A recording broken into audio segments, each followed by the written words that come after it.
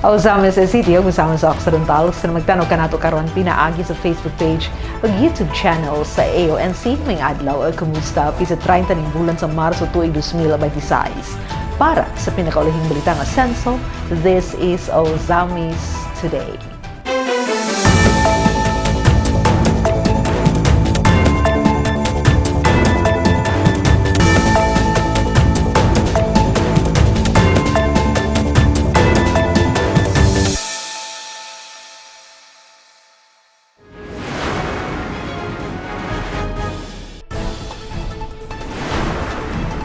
Sinto 82 ka players naghiusa sa Asenso Segundo Distrito Pickleball Tournament kung ando waminal nanguna uban sa dagkong papremyo o raffle prizes.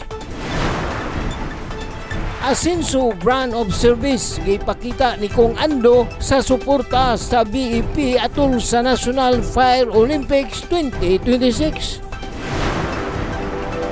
Sa Ladaga Alima, kampiyon sa intermediate mix sa Asenso Segundo Distrito Pickleball Tournament, human sa nagdilaab nga aksyon sa korte. Panaghiusa sa kabataan, kay Presidents may bisita ni Mayor Sam. Bayani sa serbisyo, 7 ka pulis gipasidunggan sa sangguniang panglungsod. Isyo sa kakulang sa serviceable fire trucks gipadangat sa BEP Usamis sa POC. 23 anyos nga suspect sikop sa bypass sa Usamis, upat ka pakite sa gituang marijuana na sakmi. Dazil humodikson ang mga detalye. 182 ka mga players naghiusa sa Asenso Segundo Distrito Pickleball Tournament. Congressman Ando Waminala nanguna uban sa dagkong papremyo raffle prizes. Ang good news ning report. The Sana All Pickleball Tournament kinang nahimong tawag sa usa ka makapadasig makapasana all nga sports event sa Segundo Distrito sa Misamis Occidental nga gipasiugda ni 2nd District Congressman Sancho Fernando Ando F. Waminal uban sa koordinasyon sa Jabs Pickleball Hub. Ang Asenso Segundo Distrito Pickleball Tournament nga nagtigom sa 182 ka mga pickleball players sa Distrito 2. Gipahigayon namang tournament sa the Working Congressman Sports and Cultural Center sa lungsod sa Tudela, Misamis Occidental, Marso 28, 2026. Kauban ni Kung Ando sa pagtambong sa mga torneo ang iyang partner na si Dr. Ses, uban usab sila Attorney Althea Isabel Waminal Acosta, Engineer Rene Acosta, Ozames City Councilors Saulo Salvador ug Salvador J.J. Canlas Jr. ug Kinuman Norte Punong Barangay Delfin June Ignacio Jr. Anausab sila Ozames City Councilors Lorly Fuentes Cipres ug Archie Romero, sinakaman Vice Mayor Kian Barkin, Tudela Mayor Chacha Ubot Estanio ug Board Member Henry B. Estanio nga lakip usab sa mga players sa maong torneo. Sa welcome address ni Tudela Mayor Chacha Ubot Estanio, iyang gipahayag nga ang maong torneo nagrepresentar dili lamang sa usa ka passion kundili usa-usab ka pamaagi sa pagpasalamat ug pag-ila sa suporta ni Kung Ando tungod sa iyang padayon nga tinguha ug dakong suporta sa pagpalambo sa sports development sa mga residente sa distrito, ilabi na sa mga kabataan. This tournament,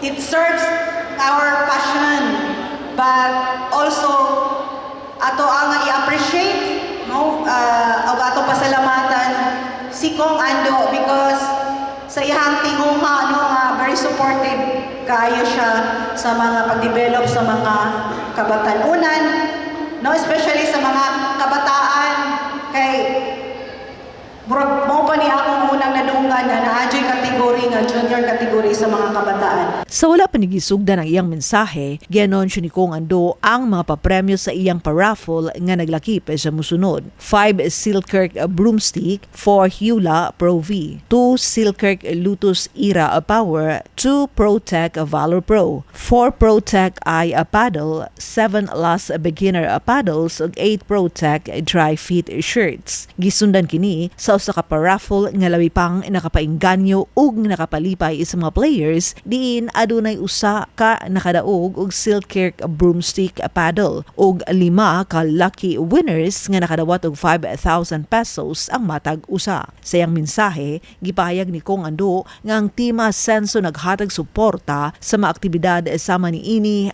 aron mapalambo pa ang mas daghang sports ug lifestyle activities, dili lamang ang pickleball kundi apil usab ang uban pang mga sports. Ang Team Ascenso suporta sa mga aktibidad nga mangingon-ani because we want to promote more activities like this. Hindi lang pickleball, pero sports and lifestyle activities. Ano man, tungod kay wala yung mga ingon-aning activities nalulong sa dili maayong abutang. So, the more people nga mag-engage na ingon-aning mga activities, the more nga na sila buhaton, the lesser nga matintal o mga dili kayo maayong abutang. Gitumong usab niya kini aron maawhag ang mga kabataan aron nga malikayan ang posibilidad nga sila matintal sa bisan unsang bisyo o dili maayong abuhat. Gipahibalo usab ni Kong Ando ang mga papremyo alang sa mga mudaog sa maong torneo. Junior 12 and under champion 100,000 pesos, second place 50,000 pesos ug third place 35,000 pesos. Novice women champion 200,000 pesos, second place 75,000 pesos ug third place 40,000 pesos. Beginner mix champion 300,000 pesos, second place 100,000 pesos ug third place 50,000 pesos. Ug sa intermediate mixed, champion 400,000 pesos, second place 200,000 pesos ug third place 50,000 pesos. Dugang pa siyang mensahe, giawhag ni Kong Ando ang tanan sa pagmentenar sa maayong espiritu sa sportsmanship. Let's maintain, practice, and observe a sportsman-like behavior. You know, this is just sports, pero in sports, daghan kita makat-on. You know, it teaches us the value of patience, of perseverance, of discipline, and of humility. So, in life, we will all face a lot of competitions, daghan mga challenges na maagian o maatubang. What is important, sometimes we may win, but in other times we should learn. Let us never allow ourselves to lose. Sa wala pa niya gitapos ang iyang mensahe, may pahigayon pa usab og usa pa ka paraffle diin adunay 5 ka winners nga nakadaog og 10,000 pesos ang matag usa. Ang Ascenso Segundo Distrito Pickleball Tournament nahimong labaw pa sa usa ka simpleng kompetisyon, kundili usa ka simbolo sa panagiusa, kadasig og pagdasig og pagpalambo sa kahimso ug talento sa mga taga Segundo Distrito. Pinaagi sa ligon nga suporta sa Team Ascenso ug sa aktibong partisipasyon sa komunidad, nagpadayon ang paglambo sa mga programa nga naghatag positibong direksyon sa mga kabatanunan ug nagsilbing inspirasyon usab ngadto sa tanan nga ang sports mao'y ligon nga pundasyon sa disiplina, paningkamot ug pagdikay sa dili maayong binuhatan. Ascenso Brand Service, gipakita ni Kong Ando sa suporta sa BFP atol sa National Fire Olympics 2026. Gitutukan og giadtuan ni Angela Mecirante ang mga balita. Ani ang iyong report. Yung Asenso Misamis Occidental, hindi lang po yan slogan, pero dito sa amin, yung Asenso Misamis Occidental, it is a brand of service. Kini ang makahuluganon nga pagpasabot ni 2nd District Congressman Sancho Fernando Ando F. Waminal atol siyang pagtambong isip guest of honor and speaker sa ngalan nila Governor Henry S. Waminal ug Asenso Pinoy Representative Attorney Henry N.D. F. Waminal Jr. sa gipahigayon nga awarding and closing ceremony sa 10th National Fire Olympics 2026 sa Bureau of Fire Protection adlang Huwebes, Marso 26 sa Misamis Occidental Provincial Athletic Complex kon Mopac, Grandstand, Oroquieta City. Atubangan sa kapin 700 ka mga bombero gikan sa nagkalain-laing rehiyon sa tibok nasod uban ang mga regional directors sa Bureau of Fire Protection gipaambit ni Congressman Ando ang tinuod nga kahulugan sa Asenso Misamis Occidental isip usa ka brand of service nga nagpasabot sa lubos-lubos nga pag-alagad ug pagserbisyo sa katawhan. Nung mayor po tayo, nagsimula yung Asenso Osamis, colloquial term sa pangalan po natin, Ando Waminal.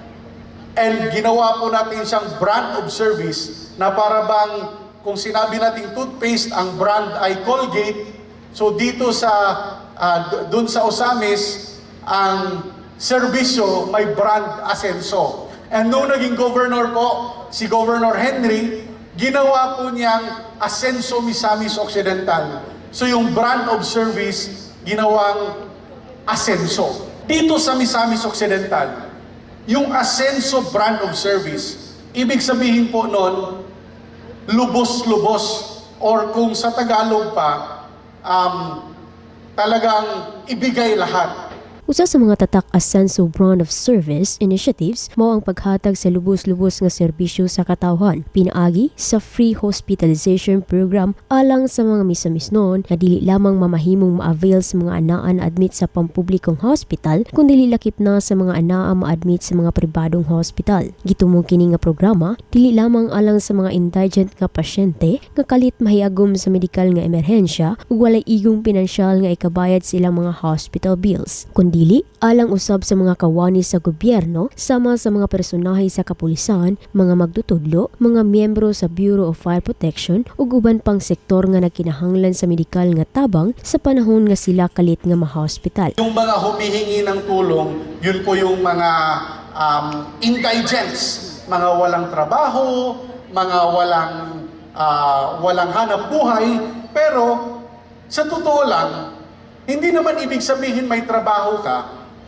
ay kaya mong sagutin yung mga hospital bills ng kamag-anak nyo, ng kapamilya nyo. Kasi, sa totoo lang, aminin natin lahat dito, wala namang nag-iipon para pang emergency. Nag-iipon man tayo dahil magpapagawa ng bahay, magpapaayos ng bahay, or bibili ng mga kagamitan sa bahay. Tulad natin Pilipino, ayaw natin isipin na magkasakit tayo, kaya hindi natin napapaghandaan. Kaya pag dumating yung punto na nangailangan tayo ng nangailangan ng hospital services, ma-hospital yung kamag-anak natin or knock on wood tayo, talagang nadadivert yung savings or minsan man napupunta tayo sa utang or kung hindi man utang, napupunta tayo sa pagbenta ng mga ari-arian. Tama ho ba? So maraming nakaka-experience ng ganyan kahit may trabaho. Kaya dito, yung ginawa po natin na Asenso Brand of Service, hindi lang para sa mga indigents, pati na rin para sa mga may hanap buhay, may trabaho na in crisis. And yung mga tinitingnan namin dito, yung mga government employees, tulad ng ating mga kapulisan, tulad ng ating mga magtuturo o mga guro, at tulad ng ating mga officers sa Bureau of Fire Protections. Ganon natin kamahal ang ating mga government workers. Subay niini, gipaabot ni Congressman Ando ang mensahe ni Asenso Pinoy Representative Attorney Indy Waminal alang sa mga membro o pamilya sa BFP. Ang gusto iparating ni Kong Indy, ngayong gabi, gusto niya sabihin sa inyo, na handa siyang tumulong sa buong pamilya ng Bureau of Fire Protection. Magsimula po tayo sa buong Region 10. Kung meron mang mga ma-hospital sa kahit private hospitals sa Cagayan de Oro or sa Lanao or sa Bukidnon, pwede po kayong lumapit sa Asenso Pinoy at matitikman niyo po ang free hospitalization program ng Asenso Pinoy. Gidugang pa ni Congressman Ando nga ang Asenso Pinoy Medical Assistance Program dili lamang limitado sa mga taga-rehiyon 10 kundi mas gipadako ug gipalapdan na kini aron mapahimuslan sa mas daghang katawhang Pilipino tungod kay aduna na kini mga partner hospital sa Manila. Hindi lang sa Region 10. Ngayon gusto pong ipaabot ni Kong Indy na sa mga meron na pong mga partner hospitals sa Manila. Yung mga specialty hospitals like Philippine Heart Center, National Kidney Institute, Philippine General Hospital.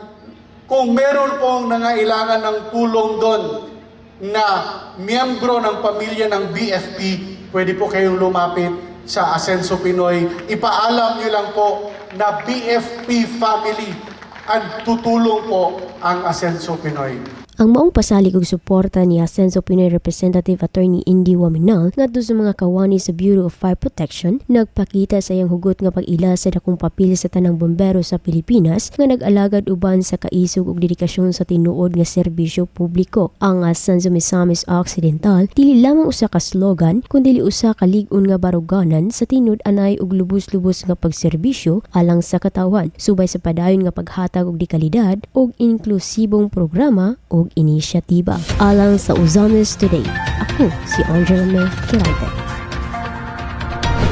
Salamat me, Saladaga Lima, kampiyon sa Intermediate Mix. Sa Asenso Segundo Distrito Pickleball Tournament, human sa nagdilaab nga aksyon sa court. Ani ang maritalye.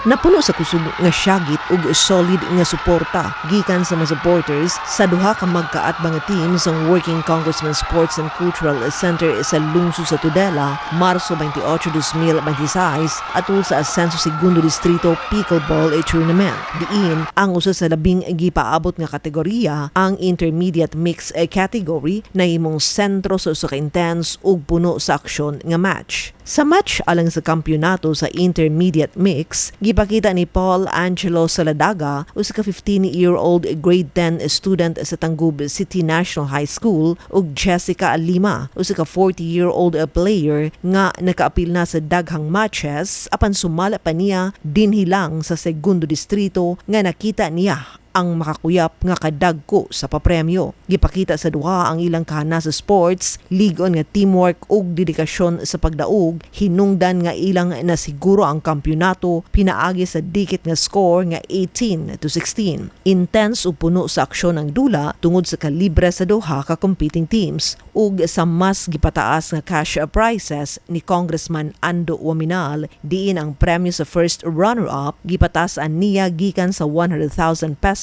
ngadto sa 200,000 pesos. Samtang ang kampiyon nakadawat ug kinatibuk ang papremyo nga 400,000 pesos. Sa interview sa local media, gipadayag ni Lima og Saladaga nga wala gyud nila damha ang ilang kadaugan. Apan, pinaagi sa ilang paningkamot ug ligon nga teamwork ilang nakuha ang kampyonato. Gipahayag usab nila ang ilang dakong pasalamat sa grabe nga suporta ni Kong Ando sa maong torneo. Kay Kong, thank you so much Kong. Kay sa tanan, ikaw ra jud ang pinaka-supportive. So kami tanan nalipay dayon exclusive ra jud. So kami jud naka-chance jud mi maka-join inani and then bonus na jud ning nakadaog mi. Thank you nito Kong sa pagsuporta para makita jud ang mga players sa distrito kung sa sila ilang potential. Mipaabot sa bumensahe sa pagdasig si Jessica Lima ug Paul Angelo Saladaga alang sa tanang nagtinguha nga makakaton ug gustong makahibalo kung unsaon sa pagdula ang pickleball. Sa uban namang players gusto mag-try og pickleball, i-try lang jud kay once jud na matry na ninyo, addicted jud siya. Kung ganahan mo sa isa ka sports, focus lang jud mo, determination lang jud, and maabot ra jud ang time makuha ra gid na ninyo. Nahatagan usab og higayon ng mga players nga makadula sa usa ka special exhibition match batok ni Kong Ando ug Doc Ses. Diin ang makapildi kanila makadawat og cash prize nga 50,000 pesos. Swerte nga hatagan sa mga oportunidad sila John G. Wong ug Iris May Tubayan diin ilang napildi si Kong Ando ug Dr. Ses. Sa pagtapos sa mga kalihukan, opisyal nga gideklara ang mga mananaog sa nagkalain-laing kategorya. Diin ang makampyon ug first runner-up nakadawat sa ilang mga tropeyo, medalya ug cash prizes. Samtang ang second runner-up nakadawat usab og medalya ug cash prizes. Junior 12 and under champion Jacob Zaladaga and Zakari Obenza. First runner-up Edchak Cobrilla and Cyril Bernido ug second runner-up Jace Mutya and Rafael Kang. Sa novice women champion Cassandra Dominguez and Barbara Alcordo. First runner-up Maria Solis and Maria Angod, and second runner-up Mac Calderon and Jasmine Albetreo. Beginner mix champion Kim Kaguko and Cecil Tabiliran. First runner-up Uriel Romero and Devi Agunoy, ug second runner-up si Riza Ochia and Frank Maaba. Intermediate mix champion Paul Saladaga and Jessica Alima. First runner-up Carmel Padilla and Rolly Pamaylaon, ug second runner-up Jamar Salig and Alice Adorna. Ang asenso Segundo Distrito Pickleball Tournament usa ka inisyatiba ni Congressman Ando Waminal sa pakigtambayayong sa Jabs Pickleball Hub. Nga lamang nagpaligon sa espiritu sa panagiusa og sportsmanship kundili usa-usab ka plataporma sa padayon nga sports development sa Segundo Distrito sa Misamis Occidental. Panagiusa sa kabataan, SK President may bisita ni Mayor Sam. Ani ang report ni Glenn Ray Aroluna. Nibisita sa buhatan ni Ozome City Mayor Sam Norman Gofuentes ang mga SK Federation President gikan sa nagkalainlaing lungsod ug syudad sa Misamis Occidental. Ubos kinis pagpahulo ni Board Member Clara Mi Villanueva. Mainitong giabi-abi sa Bayor ang mga kabataan-unang leader din ang gipadayag iyahang suporta sa pagpaligon sa sektor sa kabataan-unan ubos kanunay asenso usab sa administration.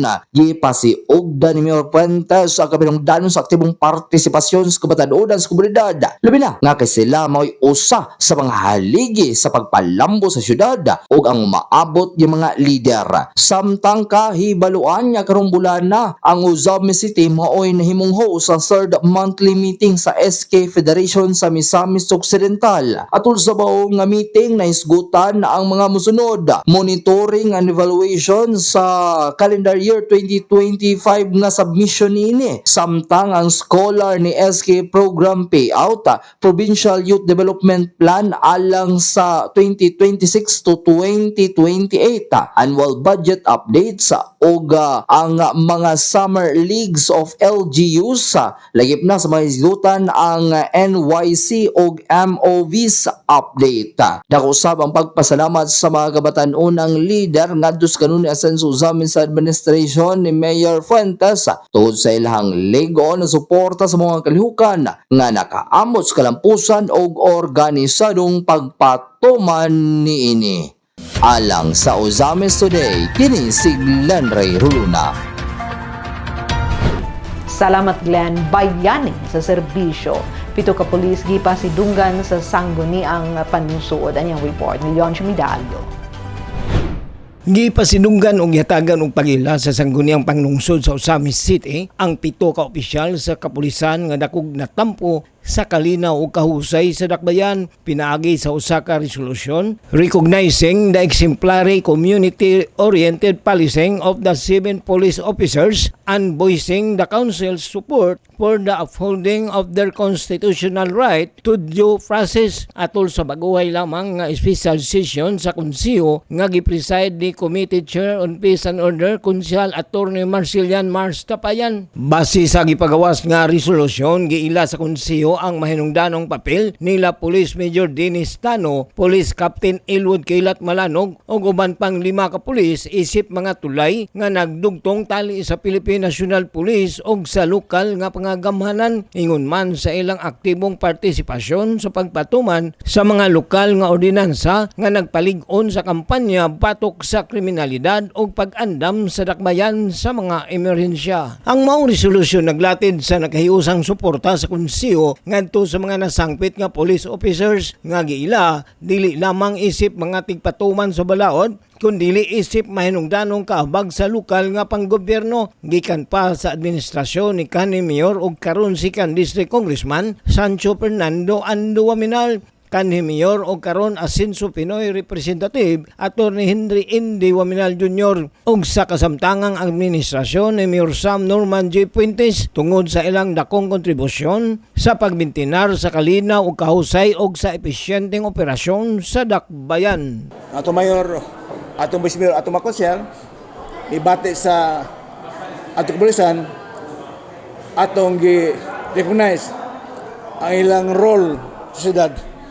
Ano pang palambo sa ang Konsel Kalinaw kay gikan pa siyang ang ato number 1 nga priority sa syudad gikan pa kang Mayor Ando karon congressman na hantud kang Mayor Indy karon congressman na og hantud karon sa incumbency karon ni Mayor Sam Norman Puentes nga the first priority sa syudad mao gid ang Kalinaw hapsay Kalinaw sa syudad peace and order mo to atong priority kay ato mang nakita nga ato kalambuan ng Kipangandoy nakaangkala ini nga pundasyon sa maayo nga Konsel Kalinaw.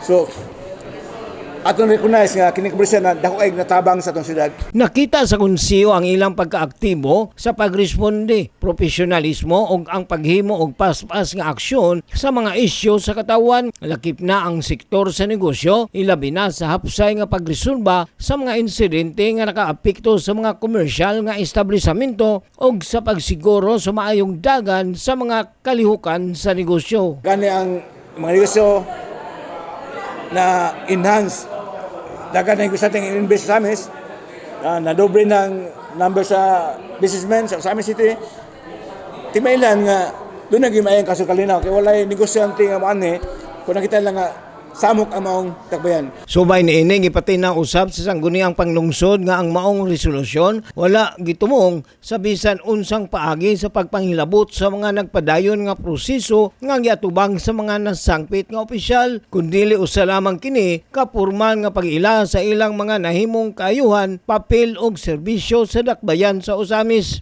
Naghangi usab ang konseho sa mga korte ug sa tanang hingtungdan nga awtoridad nga tahuron og panalipdan ang katungod sa due process ug aron masiguro nga ang bisan unsang desisyon kalabot sa maong kaso nakabase sa kompleto ug husto nga pagtimbang-timbang sa mga ebidensya. Ato kabayo the court should ensure nga ilang may decision should be thorough, impartial, and evidence-driven. Base sa ebidensya. Pinaagi niini nga resolusyon gipadayag sa sangguniang panglungsod sa Osamis ang ilang bug-os nga pagpasidungog ug pag-ila sa dedikasyon ug serbisyo sa 7 ka opisyal sa kapulisan nga dili lamang pagtanaw ug paghatag bili sa ilang dakong natampo sa dakbayan kundi usa-usab kahinuusang pagpahayag sa lig-on nga suporta sa lokal nga pangagamhanan ngadto sa nasangpit nga mga opisyal. Alang sa Osamis Today, ako si Leoncio Medallo. Salamat Ilyoncio. Issue sa kakulang sa serviceable fire trucks gipadangat sa BFP Osamis sa POC aniyang report ni Adoni Dicena. Malaumon ang Bureau of Fire Protection Osamis nga matabangan ng fire station sa pagkaplag og dugang unit sa fire truck pinagi sa suporta sa Asenso Osamis Administration. Atol sa ulahing Peace and Order Council meeting gipadangat ni City Fire Marshal Fire Chief Inspector Lloyd M. Villaruya nga sa pagkakaron ang fire station adunay 5 ka fire truck unit. Sa 5 ka unit duha lang niini ang magamit sa emergency response gumikan kay mao lang kini ang mga bag-o. Adunay usa nga magamit pa apan sa paghatod lang og tubig panahon panahon sa pagresponde o gauban pang katuyuan nga dili emergency sa rason nga apil kini sa tulo ka unit nga hilabihan na kadaan. Ang laing duha mahimong magamit pa kung hingpit kining maayo gumikan kay kasamtangan pa kining gipailalom sa repair matud pa ni Villaruya. Dako ang pasalamat ni Villaruya nga padayon ang kaaktibo sa mga fire truck nga gipadag-iya sa business chamber nga maoya nahimong kaabag sa BFP sa pagresponde. Atol sa POC meeting gidasig ni Attorney Mars Tapayan nga maoy presiding officer ni adtong higayon na sa pagduso og request pamasin nga matubag kini nga problema ang kakulang sa fire truck sa BFP Uzamis labi na nga ang BFP karon nakamuntar na og tulo ka fire substation. Alang sa Uzamis Today, Adoni Resina reporting.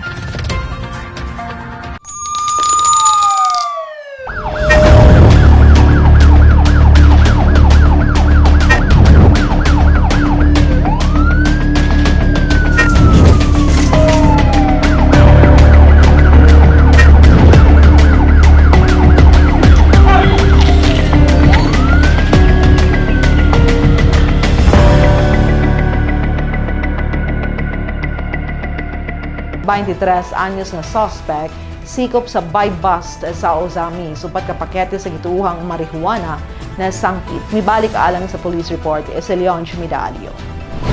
Igo na lamang sa pagduko sa iyang ulo ang usa ka batanong suspek nga nadakpan atol sa malampusong drug buy-bust operation Marso 29 ning tuiga kapin alas 9 sa gabi nga gipegayon sa mga sakop sa Ozamis City Police Station ubos sa pagpanguna ni Investigation Officer Police Captain Alpi Sabadukya ilawom sa supervision ni OIC Chief of Police Police Major Agustin Araso sa Purok Malig-on, Barangay Tinago, Ozamis City. Human kini masakpi sa aktual nga pagbaligya sa gituoang dried marijuana leaves ngadto sa poster buyer. Base sa impormasyon gipaghula sa kapulisan, positibong giila ang nadakpang suspek nga si alias Jipoy, 23 anyos, ulitao og residente sa maong barangay. Sa gimong pagbody search sa suspect nga gisaksihan ni Barangay Kagawad Aida Alporque kauban ang representante sa Department of Justice ug local media nasakmit gikan sa iyang posisyon ang upat ka pakete sa gituang dried marijuana leaves.